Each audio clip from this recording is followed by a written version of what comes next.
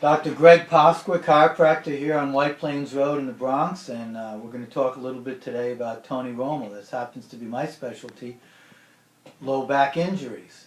Well, Tony Romo took a hit last week in the game against Washington, in which they were destined to lose by a little bit, but he actually won by 1 point. He had been having chronic back pain for some time, but you know, these football players are tough. They don't miss time. They all have some kind of injury. They all have some kind of pain. But he took a hit and he started limping around.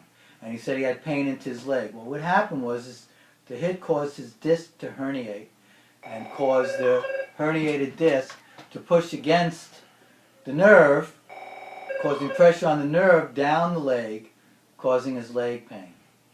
The leg pain is what debilitated him during the game. He was able to finish the game.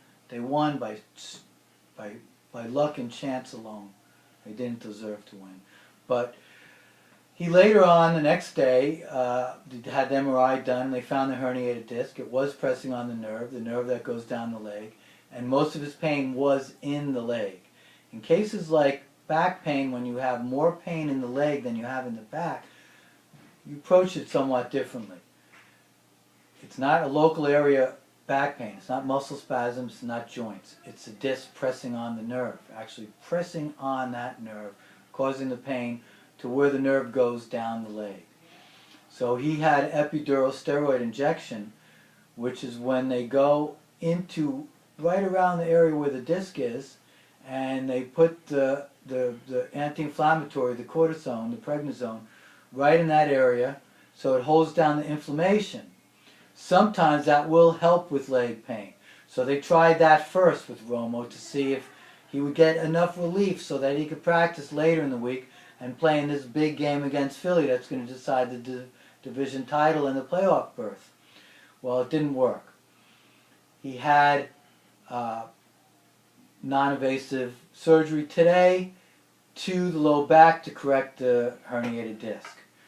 With many not lay people, non-athletes, they may do a larger surgery, but in most athletes they do microsurgery techniques. They just go in, take out this very small part of the disc that's pressing on the nerve, they sew him back up, they don't cut any muscles, so this way he could return quicker.